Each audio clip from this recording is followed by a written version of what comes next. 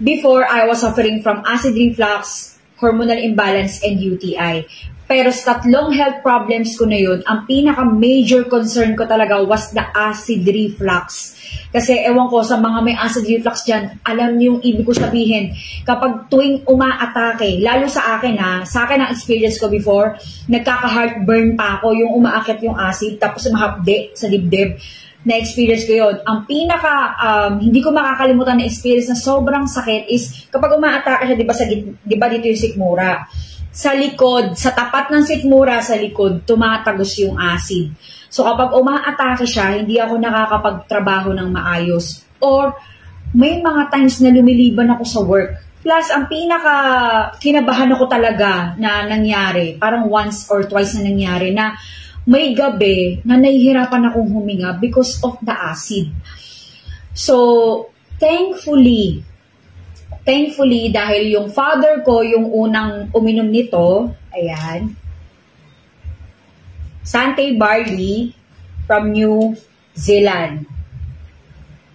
Yes. So, natulungan yung father ko dito sa kanyang diabetes. So, nung gumaling si father sa tulong ng Sante Barley product, nakita ko na effective sa kanya, tinry ko sa akin kasi at that time I was suffering nga from acid reflux. So tinry ko na, hindi na ako nagpatumpik-tumpik. So alam niyo, the best result was instant. Kasi nung ininom ko siya, kumalma yung acid ko. Umaatake acid ko yung time na ininom ko to. Umaatake yung acid ko. So nung ininom ko siya, instant kumalma siya. So, syempre, hindi naman instant din yung paggaling. Kailangan mo rin talaga siyang i-consistent ng pag-inom. So, yun, tinuloy-tuloy ko yung pag-inom nito. And then, after, napansin ko na hindi na siya umaatake, inobserbahan ko mga 1 week. Mga 1 week, okay na, tuloy-tuloy na siya. Pero, tinuloy-tuloy ko pa rin siya hanggang 3 months kasi gusto ko nga maayos yung hormonal imbalance ko pati. Kasi, sa hormonal imbalance ko naman, ang problema ko doon was dysmenorrhea plus irregular menstruation. Irregular ang menstruation ko since high school pa ako. So, I was suffering from irregular menstruation for more than 10 years.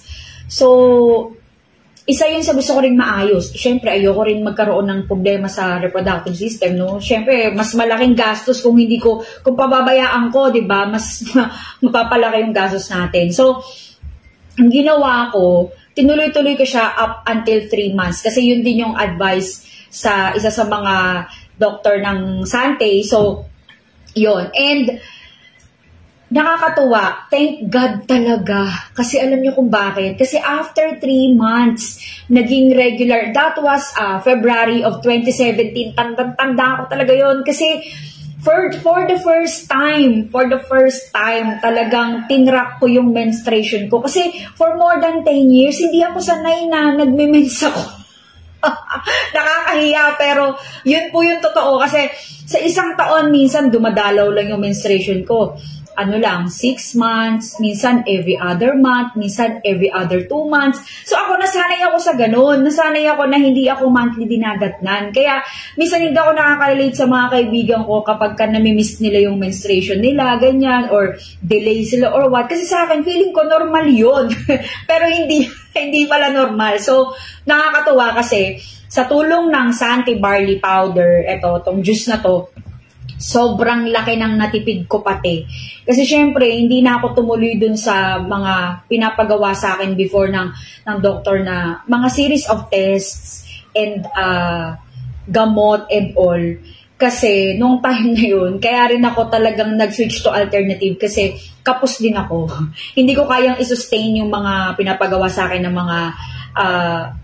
mga advice sa ospital. So, yun, tinry ko siya, tinuloy-tuloy ko siya, and thankfully, sobrang nagpapasalamat ako kay Lord kasi ito talaga yung solusyon na ibinigay niya sa akin. Kasi sabi ko, Lord, paano ba ako, possible ba na gumaling ako nang without spending much more? Kasi wala talaga akong pampa-ospital, pampagamot, and para masustain yung mga gamutan, kasi alam ko na yung mga nila, dahil I was a former ICU nurse and registered nurse at the same time. So, Sabi ko, paano kaya, Lord? Sabi ko, ano kaya? So, yun. Nung gumaling yung father ko, natulungan sa kanyang diabetes, eto na. So, to cut the long story short, after 3 months, nag-regular po yung menstruation ko, nawala yung dysmenorrhea, yung talaga yung pinaka-talagang nagpapasalamat ko pati kasi every time na dumadating talaga yung menstruation ko, first day pa lang, talagang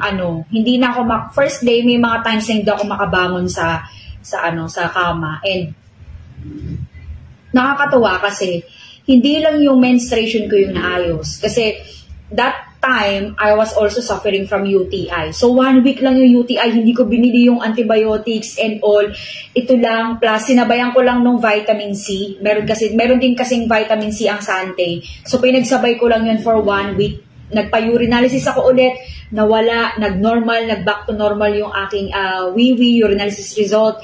And good news kasi lahat ay na-achieve ko. Meaning, lahat ay natulungan akong gumaling sa acid reflux ko, sa hormonal imbalance, and sa UTI. So, sinishare ko to kasi baka ikaw or baka may kakilala ka na suffering din from any kind of health problems na looking for an alternative solution without having to spend much money or breaking their bank accounts. Alam mo yon, yung pwede mo palang ma-achieve yung health result without spending much more. So, share this video if you find this helpful or if you know someone na naghahanap din ng alternative or gusto rin gumaling in a natural way.